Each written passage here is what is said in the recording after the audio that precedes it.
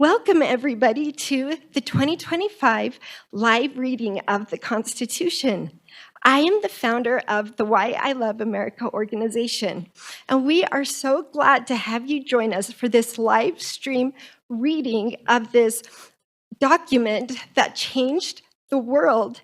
There has been no document that provides more protection for the individual than the Constitution of the United States. We will now have Joanne Britton from the State School Board lead us in the Pledge of Allegiance. Please stand and join me.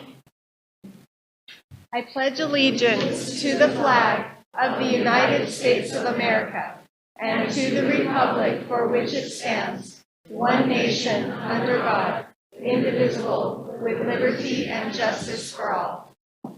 Thank you. Thank you so much. I wanted to just share one memory from the Revolutionary War that Charles Willson Peale wrote about. He was a famous painter. He walked among the ragged troops of Washington's who had made the escape across from New Jersey and wrote about it in his diary. He'd said he had never seen such miserable human beings in all his life, starving, exhausted, filthy. One man in particular, he thought, was the most wretched human being he had ever laid eyes on. He described how the man's hair was all matted and how it hung down over his shoulders. The man was naked except for what they called a blanket coat. His feet were wrapped in rags, his face all covered with sores from sicknesses. Peale was studying him when all of a sudden he realized that the man was his own brother. With that, I would like to remind all of us to think about the tremendous sacrifices that have been made before us to put these principles in place that provide protection for the everyday person. Now I would like to have Nicole Handy come up and talk about America 250 and this most exciting time in American history. Thank you. Thanks, Jen, and thanks for the opportunity to be here today. As Jen said, I'm Nicole Handy. I'm the Executive Director of America 250 Utah, which is Utah's commission that was created by the governor to celebrate this 250th anniversary of the signing of the Declaration of Independence. And I do want to recognize Ron Fox, who's our co-chair of our commission, and Catherine Assay, who are also on our commission that are participating today. It was the Constitution. It was built on the ideals that were first articulated in the Declaration of Independence, including liberty, equality, self-governance, and that we know as we engage with this history, especially during this next year, that this will help students and citizens both understand those freedoms and the responsibilities that we have over this, that we have as citizens. We have created programming that encourages this throughout this year, and here in Utah, we have a special opportunity over this year. 1776 was also the anniversary that Fathers Dominguez and Father Escalante came into Utah looking for a way to California and gave us the first written record by Europeans of this. And so we have opportunities to look at that local history as well. And we also have the Museum of Utah that will be opening in June 2026. So we have opportunities and ways to celebrate. We really, as part of the commission, are looking for ways within our local governments, so within our municipalities, within our schools, for individuals that are engaged in other organizations, to find ways to uplift this anniversary and the themes and the values that become part of that. I want to give just a few ideas of what we have and programs that we have for America 250. For those of you that are listening to this, those teachers, those of you involved in schools, we do have educational resources that are on our website. We've had great teachers that have come together and curated a list of resources that can be used, and we're hoping that schools get excited about this and create committees and do assemblies and find ways within their classrooms to mark this anniversary. We also, in January, have an exhibit that will be here at the Capitol up on the 4th floor about the revolutionary time period and communication during that time and tying it back to Utah.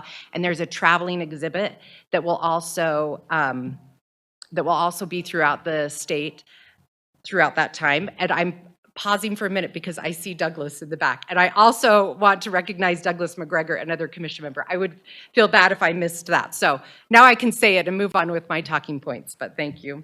And we're also challenging Utahns, and this is a nod to our history, to walk or roll 250 miles during this year. Let's get out and enjoy our landscape. Let's enjoy our state as part of this.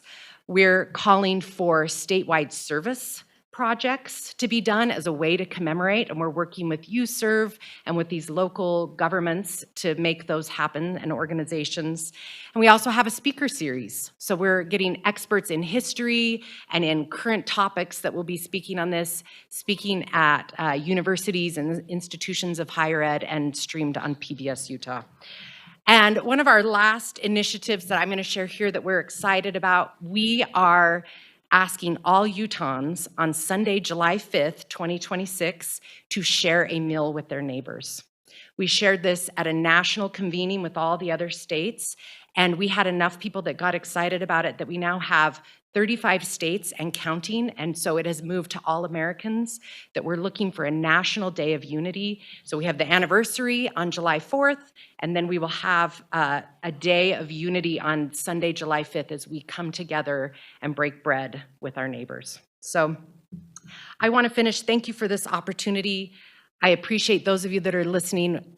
We're excited about this anniversary. We hope that you can all find ways within your local organizations, communities, to mark the anniversary, and we appreciate the anniversary and the fun that's going to come this next year.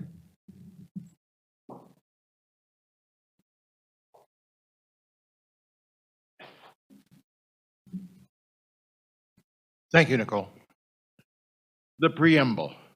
We, the people of the United States, in order to form a more perfect union, establish justice, ensure domestic tranquility, provide for the common defense, promote the general welfare, and secure the blessings of liberty to ourselves and our posterity. Do ordain and establish this Constitution for the United States of America.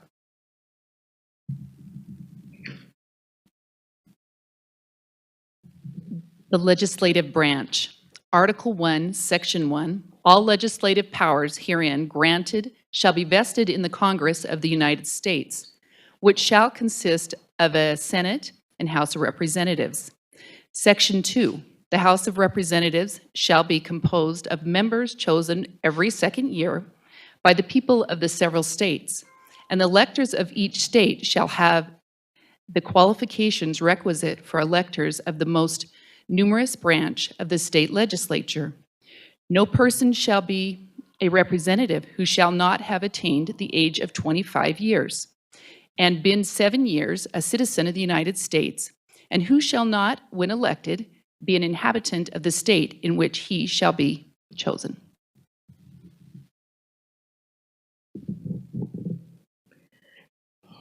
Representatives and direct taxes shall be apportioned among the several states which may belong within the Union, according to the respective numbers, which and shall be determined by adding to the number of the persons, including those bound in service for a term of years, and excluding Indians not taxed,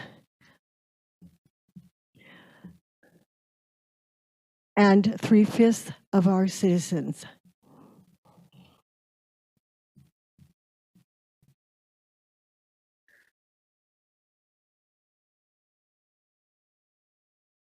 The number of representatives shall not exceed 1 for every 30,000.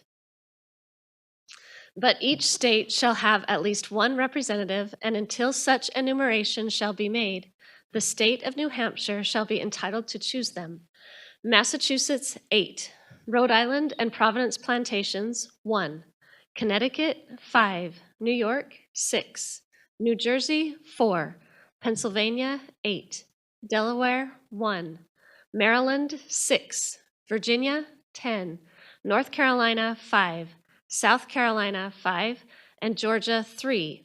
This was changed by the 16th Amendment. When vacancies happen in the representation from any state, the executive authority thereof shall issue writs of election to fill such vacancies.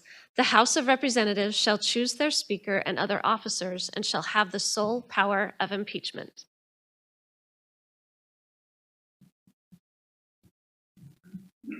Section 3. The Senate of the United States shall be composed of 2 senators from each state, chosen by the legislature thereof for 6 years, and each Senate shall have 1 vote immediately after they shall be assembled. In consequence of the first election, they shall be divided as equally as may be into 3 classes. The seat of the senators of the first class shall be vacated at the expiration of the second year, of the second class at the expiration of the 4th year, and the third class at the expiration of the 6th year, so that 1/3 may be chosen every second year.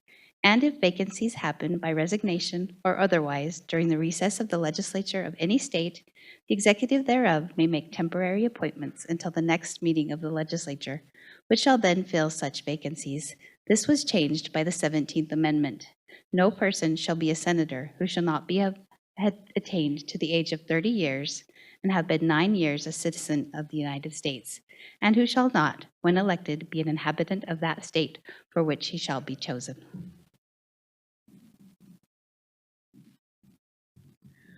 The legislative branch, the Senate, the Vice President of the United States shall be President of the Senate, but shall have no vote unless they be equally divided. The Senate shall choose their other officers and also a president pro tempore in the absence of the Vice President, or when he shall exercise the office of President of the United States. The Senate shall have the sole power to try all impeachments.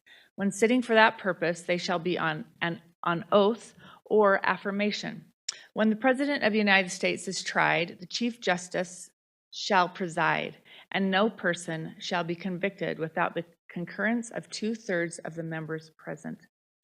Judgment in cases of impeachment shall not extend further than to removal from office and disqualification to hold and enjoy any office of honor, trust, or profit under the United States.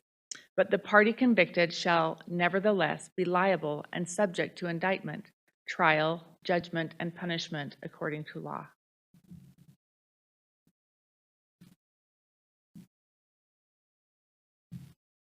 The times, places, and manner of holding elections for the senators and representatives shall be prescribed in each state by the legislative thereof.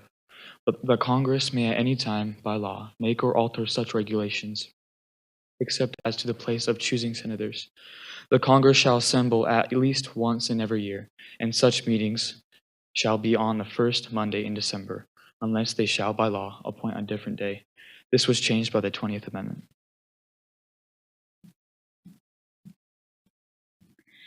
Section 5. Each house shall be the judge of the elections, returns, and qualifications of its own members, and a majority of each shall constitute a quorum to do business. But a smaller number may adjourn from day to day and may be authorized to compel the attendance of absent members in such manner and under such penalties as each house may provide. Each house may determine the rules of its proceedings, punish its members for disorderly behavior, and with the concurrence of 2/3, expel a member.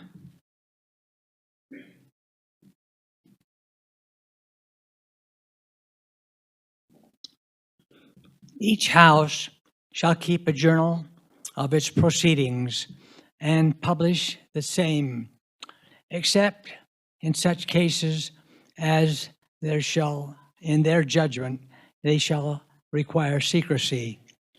And the yeas and the nays of members of the House or any question shall in the desire of the same be processed.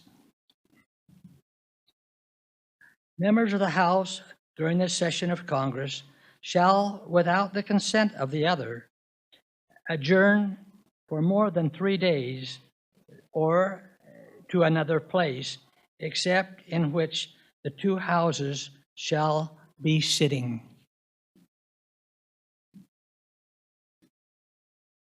Section 6. The senators and representatives shall receive a compensation for their services to be ascertained by law and paid of the Treasury of the United States. They shall in all cases except treason, felony, and breach of the peace be privileged from arrest during their attendance at the session of their respective houses and in going to and returning from the same. And for the speech or the debate in either house, they shall not be questioned in any other place.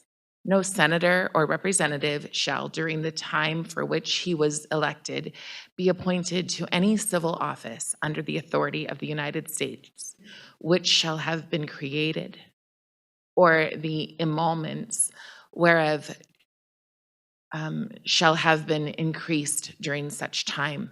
And no person holding any office under the United States shall be a member of either house during the continuance in office.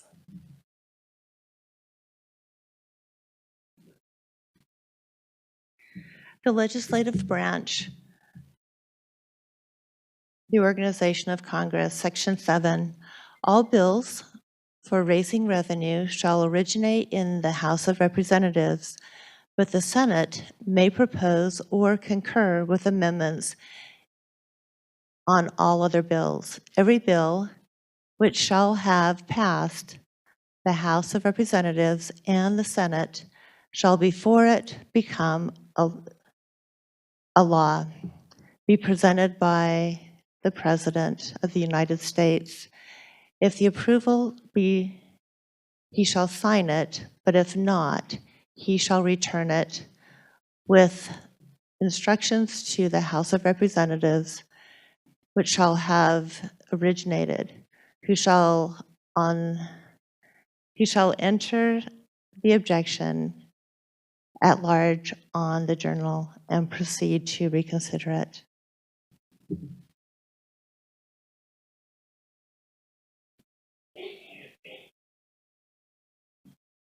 The legislative branch organization of Congress. If after such reconsideration 2/3 of that House shall agree to pass the bill, it shall be sent together with the objections to the other House, by which it shall likewise be reconsidered, and if approved by 2/3 of that House, it shall become a law. But in all such cases, the votes of both Houses shall be determined by yeas and nays, and the names of the persons voting for and against the bill shall be entered on the journal of each House respectively.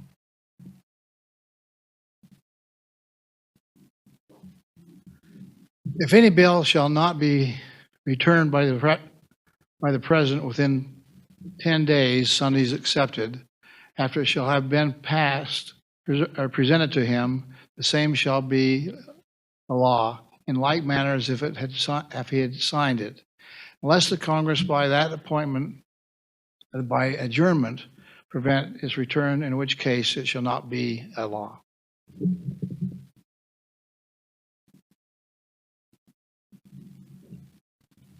Every order, resolution, or vote to which the concurrence of the Senate and the House of Representatives may be necessary, except of a question of adjournment, shall be presented to the President of the United States, and before the same shall take effect, shall be approved by him, or being disapproved by him, shall be repassed by 2/3 of the Senate and the House of Representatives, according to the rules and the limitation prescribed in the case of a bill.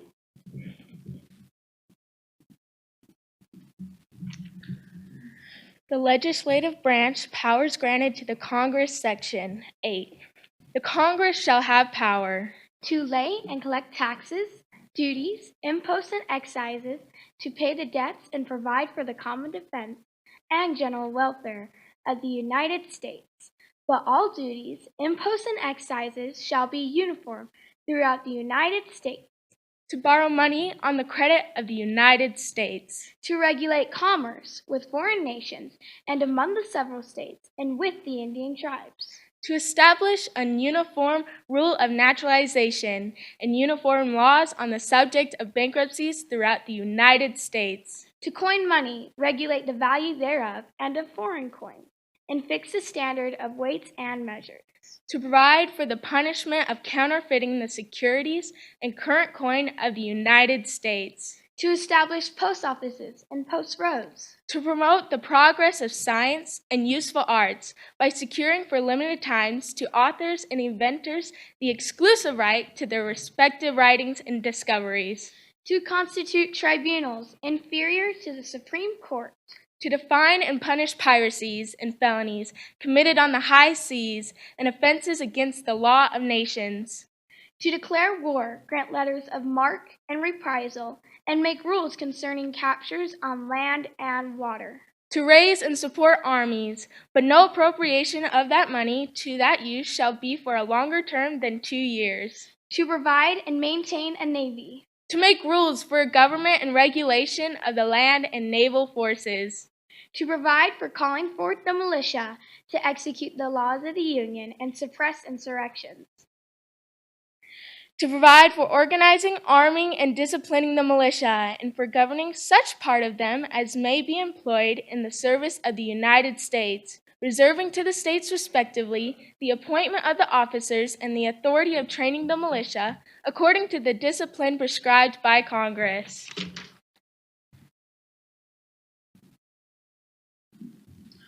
To exercise exclusive legislation in all cases whatsoever over such district not exceeding 10 miles square as may, by secession of particular states and of the acceptance of Congress, become the seat of the government of the United States, and to exercise like authority over all places purchased by the consent of the legislature of the state in which the same shall be, for the erection of forts, magazines, arsenals, dockyards, and other needful buildings, and to make all laws which shall be necessary and proper for carrying into execution the foregoing powers, and all other powers vested by this Constitution in the government of the United States, or in any department or officer thereof.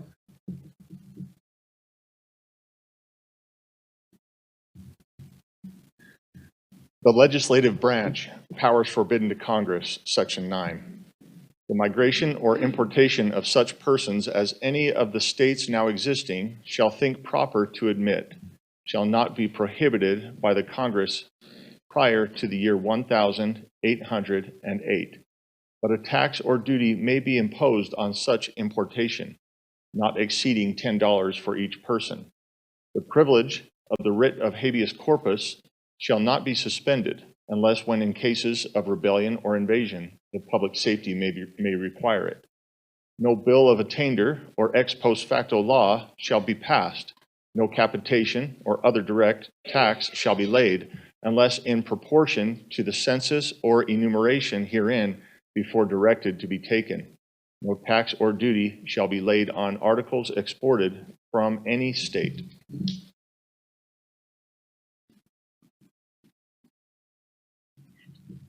No preference shall be given by any regulation of commerce or revenue to the ports of one state over those of another, nor shall vessels bound to or from one state be obliged to enter, clear, or pay duties in another.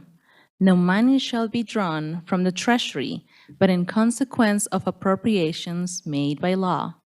And a regular statement and account of the receipts and expenditures of all public money shall be published from time to time. No title of nobility shall be granted by the United States, and no person holding any office of profit or trust under them shall, without the consent of the Congress, accept of any present, emolument, office, or title of any kind whatever from any king, prince, or foreign state.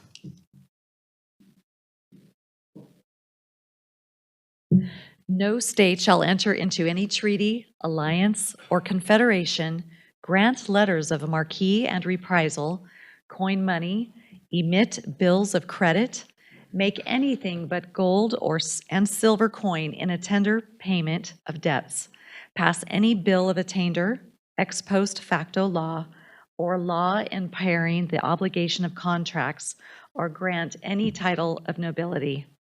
No state shall, without the consent of Congress, lay any imposts or duties on imports or exports, except what may be absolutely necessary for executing its inspection laws, and the net produce of all duties and imposts laid by any state on imports or exports shall be for the use of the Treasury of the United States, and all such laws shall be subject to the revision and control of the Congress.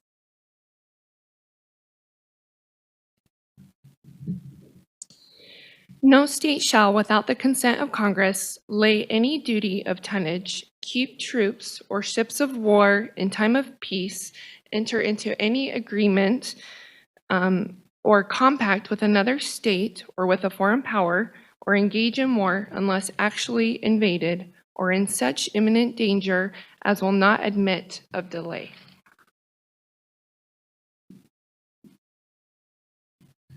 The Executive Branch. Article 2, Section 1. The executive power shall be vested in a President of the United States of America. He shall hold his office during the term of 4 years, and together with the Vice President, chosen for the same term, be elected as follows. Each state shall appoint in such manner as the legislature thereof may direct a number of electives equal to the whole number of senators and representatives to which the state may be entitled in the Congress. But no senator or representative or person holding an office of trust or profit under the United States shall be appointed an elector. The electors shall meet in their respective states and vote by ballot for 2 persons, of whom one at least shall not be an inhabitant of the same state with themselves. And they shall make a list of all the persons voted for and of the number of votes for each, which list they shall sign and certify and transmit sealed to the seat of the government of the United States, directed to the President of the Senate. The President of the Senate shall, in the presence of the Senate and the House of Representatives, open all the certificates, and the votes shall then be counted. The person having the greatest number of votes shall be the president. If such number be a majority of the whole number of the electors appointed, and if there be more than one who have such majority,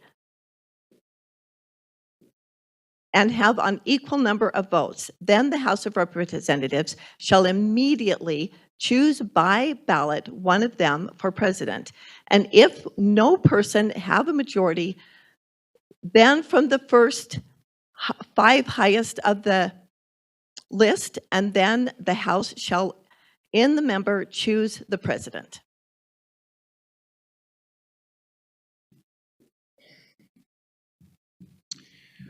But in choosing the president, the vote shall be taken by states. The representation from each state have 1 vote. A quorum for the purpose shall consist of a member or members from 2/3 of the states, and a majority of all the states shall be necessary. To a choice in every case. After the choice of the president, the persons having the greatest number of votes of the electors shall be the vice president. But if there should remain 2 or more who have equal votes, the Senate shall choose from them by ballot the vice president. This was superseded by the 12th Amendment.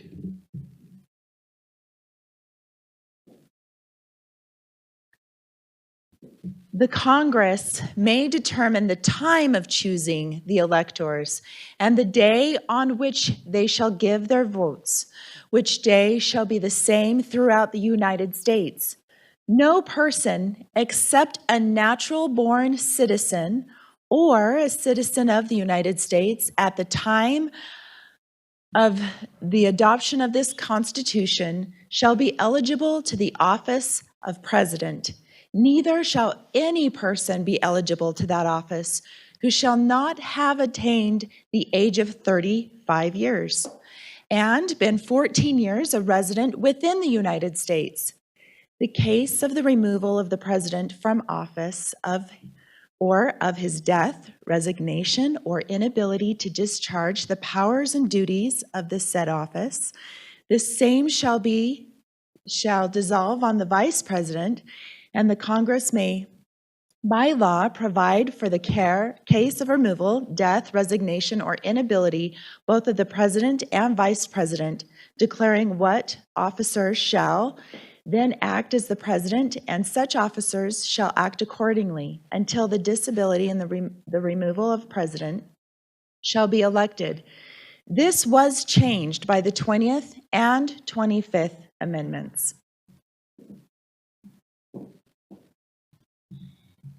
Section 26. The President shall, at stated times, receive for his services a compensation which shall neither be increased nor diminished during the period for which he shall have been elected, and he shall not receive within that period any other emolument from the United States or any of them. Before he enter on the execution of his office, he shall take the following oath or affirmation. I do solemnly swear to affirm that I will faithfully execute the office of President of the United States and will, to the best of my ability, preserve, protect, and defend the Constitution of the United States.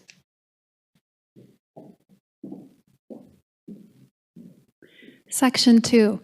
The President shall be Commander-in-Chief of the Army and Navy of the United States and of the militia of the several states when called into the actual service of the United States.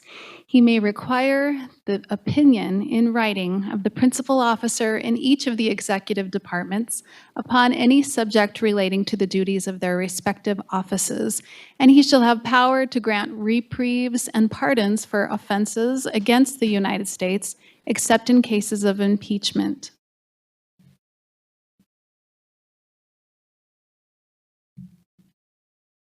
He shall have power by and with the advice and consent of the Senate to make treaties, provided 2/3 of the senators present concur, and he shall nominate and by and with the advice and consent of the Senate shall appoint ambassadors, other public ministers, and consuls, judges of the Supreme Court, and all other officers of the United States, whose appointments are not herein otherwise provided for, and which shall be established by law. But the Congress may by law vest the appointment of such inferior officers as they think proper in the President alone, in the courts of law, or in the heads of departments. The President shall have power to fill up all vacancies that may happen during the recess of the Senate by granting commissions which shall expire at the end of their next session.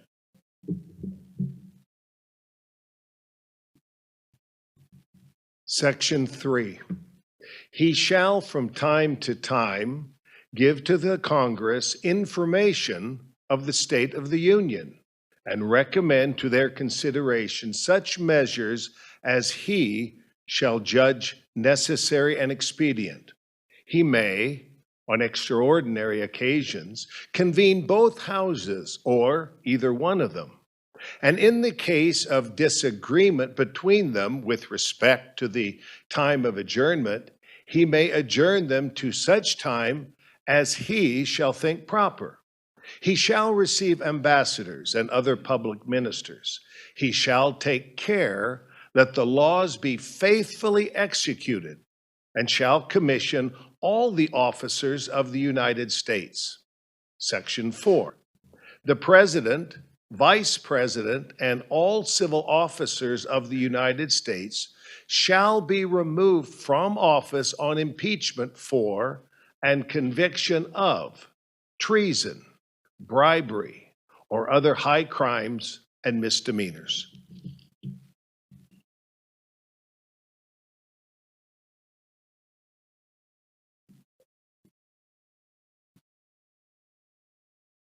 I'm sure you all know the first verse of the national anthem.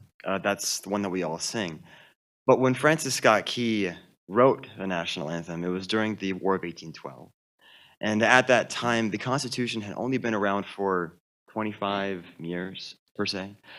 We'd had only around 6 elections, and so it was very, very young. We'd been in the land of the free for only around 30 years. At that time, Francis Scott Key was in the middle of a battle. And he wrote the first words of the song as, "Oh, say, can you see by the dawn's early light?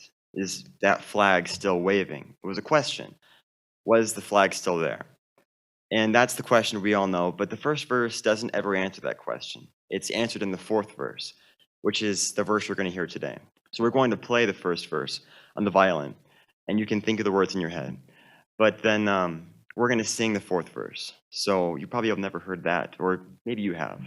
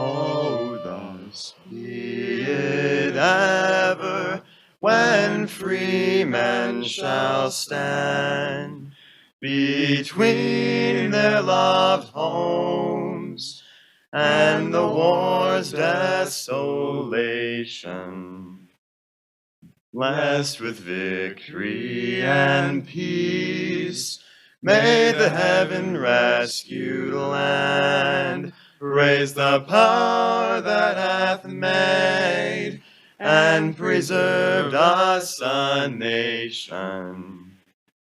Then conquer we must, when our cause it is just, and this be our motto: in God is our trust, and the star-spangled banner in triumph shall wave o'er the land of the free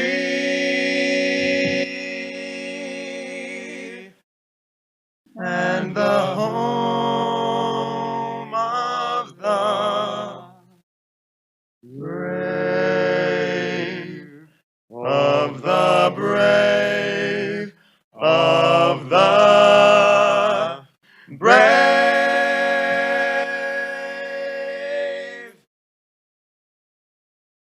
Thank you. Thank you.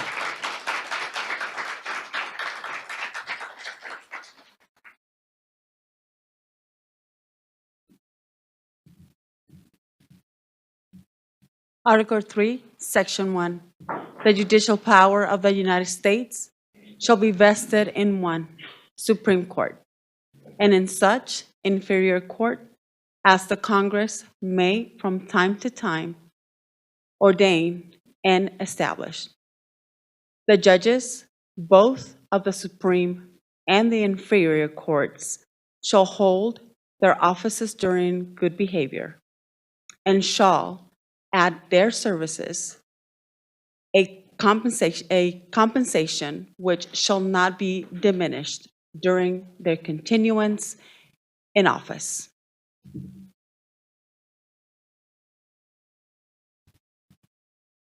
Section 2.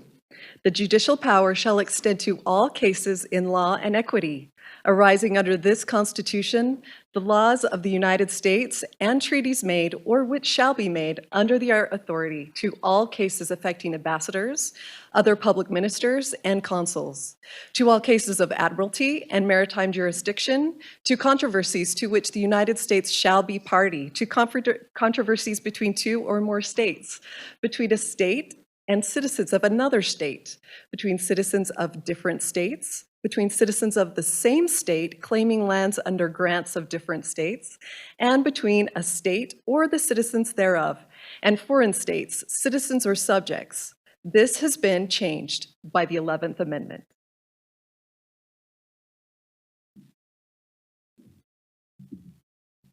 In all cases affecting ambassadors, other public ministers, consuls, and those in which a state shall be party, the Supreme Court shall have original jurisdiction. In all of the other cases before mentioned, the Supreme Court shall have appellate jurisdiction, both as to law and fact, with such exceptions and under such regulations as the Congress shall make.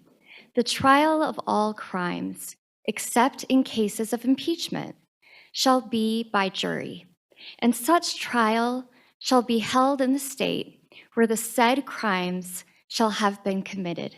But when not committed within any state, the trial shall be at such place or places as the Congress may by law have directed. Section 3. Treason against the United States shall consist only in levying war against them, or in adhering to their enemies, giving them aid and comfort. No person shall be convicted of treason unless on the testimony of two witnesses to the same overt act, or on confession in open court. The Congress shall have power to declare the punishment of treason, but no attainder of treason shall work corruption of blood or for forfeiture except during the life of the person attainer.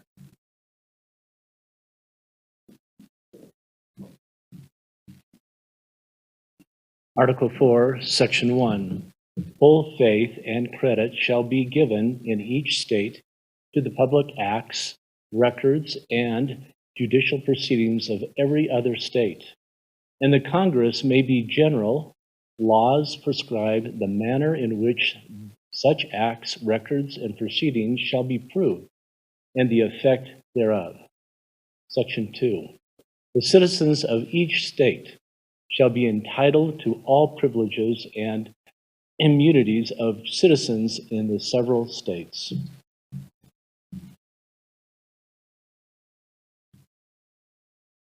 A person charged in any state with treason, felony, or other crime, who shall flee from justice and be found in another state, shall, on demand of the executive authority of the state from which he fled, be delivered up to be removed to the state having jurisdiction of the crime.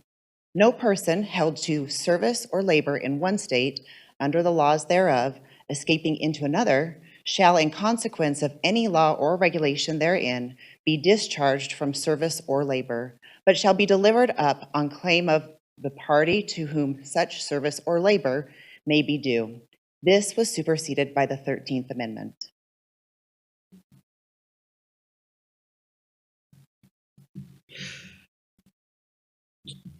To each other, federal-state relations, Section 3. New state may be admitted by the Congress into the Union, but no new state shall be formed or erected within the jurisdiction of any other state, nor any state formed by the junction of two or more states, or parts of states without the consent of the legislatures of the states concerned, as well as the Congress. The Congress shall have the power to dispose and make all needful rules and regulations respecting the territory and other properties belonging to the United States, and nothing in this Constitution shall be construed as to prejudice any claims of the United States or any particular state.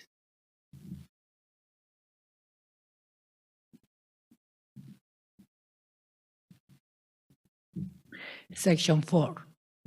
The United States shall guarantee to every state in this union a republican form of government and shall protect each of them against invasion and on application of the legislature or of the executive when the legislatures cannot be convened against domestic violence.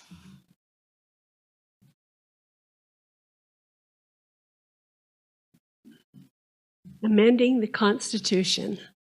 The Congress, whenever 2/3 of both houses shall deem it necessary, shall propose amendments to the Constitution or on the application of the legislatures of 2/3 of the several states, shall call a convention for proposing amendments which, in either case, shall be valid to all intents and purposes as part of this Constitution when ratified by the legislatures of 3/4 of the several states, or by conventions in 3/4 thereof, as the one or the other mode of ratification may be proposed by the Congress.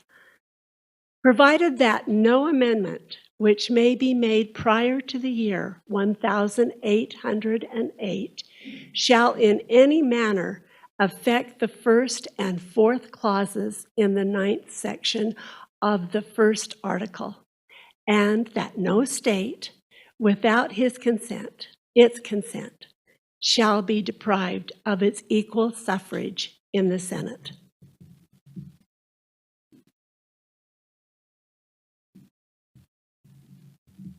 National debts, Article 6.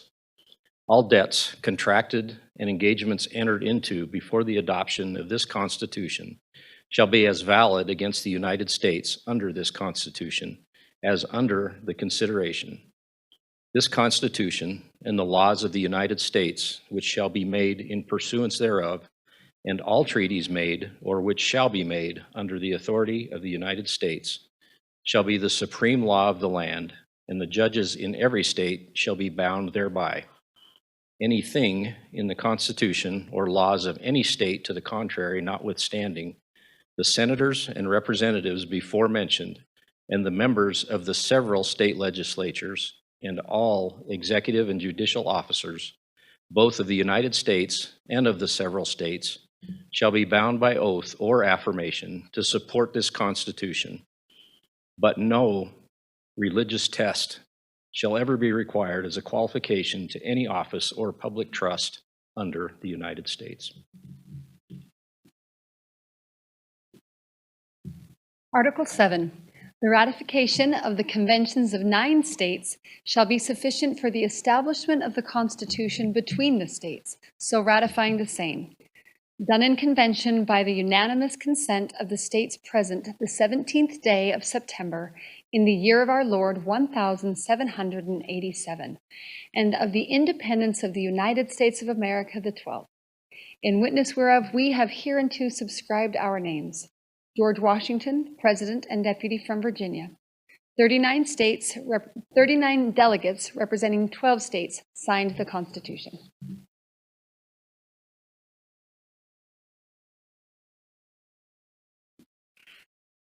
The first 10 amendments of the Constitution, known as the Bill of Rights, were ratified effective December 15th, 1791. They are as follows.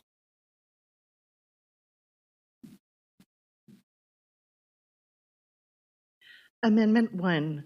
Congress shall make no law respecting an establishment of religion or prohibiting the free exercise thereof, or abridging the freedom of speech, or of the press, or the right of the people peaceably to assemble and to petition the government for a redress of grievances.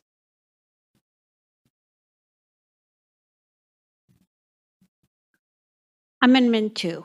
A well-regulated militia, being necessary to the security of a free state, the right of the people to keep and bear arms shall not be infringed.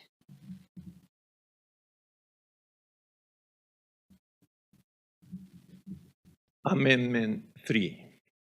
No soldier shall, in time of peace, be quartered in any house without the consent of the owner, nor in time of war, but in a manner to be prescribed by law.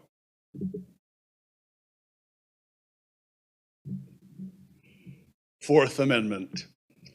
The right of the people to be secure in their persons, houses, papers, and effects against unreasonable searches and seizures shall not be violated, and no warrant shall issue but upon probable cause, supported by oath or affirmation, and particularly describing the place to be searched and the persons or things to be seized.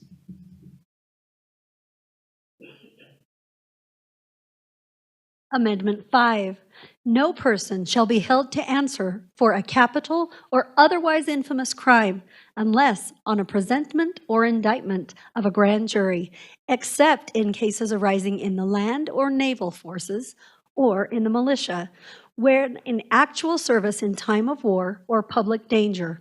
Nor shall any person be subject to the same offense to be twice put in jeopardy of life or limb, nor shall be compelled in any criminal case to be a witness against himself, nor be deprived of life, liberty, or property without due process of law, nor shall private property be taken for public use without just compensation.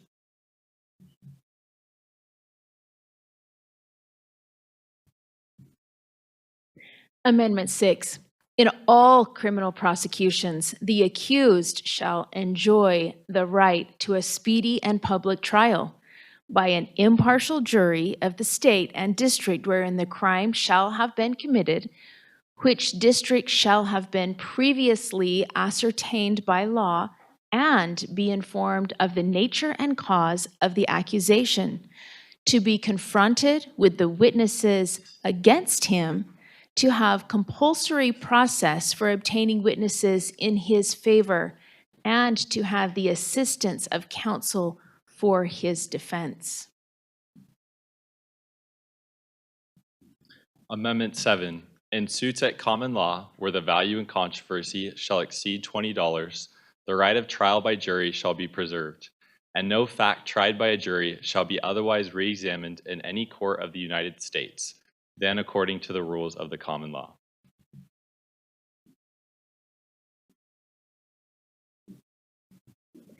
Amendment 8. Excessive bail shall not be required, no excessive fines imposed, no cruel and unusual punishments inflicted.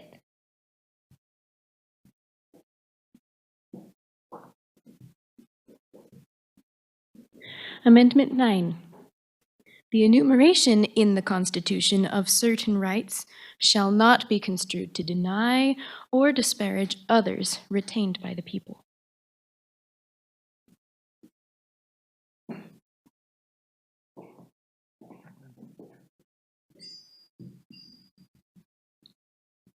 Amendment 10. The powers not neglected to the United States by the Constitution, nor prohibited by it to the states, and reserved to the states, respectively, or to the people beyond the first 10 amendments known as the Bill of Rights, there are 17 additional amendments ratified between 1795 and 1992. 4 selections from these amendments directively expanded the civil rights of all the United citizens. Amendment 13 was ratified in 1865. It contains 2 sections. The first section states, "Neither slavery nor involuntary servitude, except as a punishment for crimes committed against whereof the party shall have been duly convicted, shall exist within the United States or any place subject to their jurisdiction." Amendment 14 was ratified in 1868. It has 5 sections. The first section reads, "All persons born of naturalized in the United States and subject to the jurisdiction thereof are citizens of the United States and of the state wherein they reside." Amendment 15 was ratified in 1870 and contains 2 sections.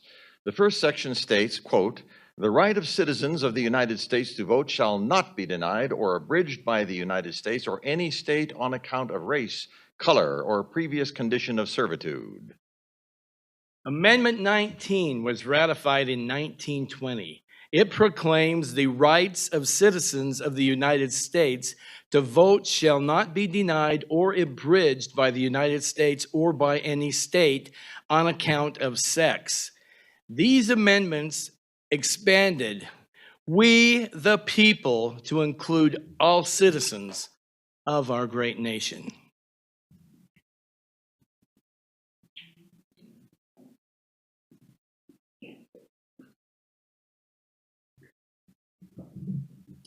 Thank you to everyone who has joined us today. What did we learn by reading through the Constitution? It can be summed up as the fragmentation of power, different responsibilities for different branches of the government, and different responsibilities for the federal government versus state governments. The meat of the Constitution is Article 1, Section 8, where the enumerated powers are talked about, the things that the federal government has constitutional authority over. We know that history proves over and over again, as power conglomerates, freedoms decrease. Thank you again for joining us, and we will see everybody next year.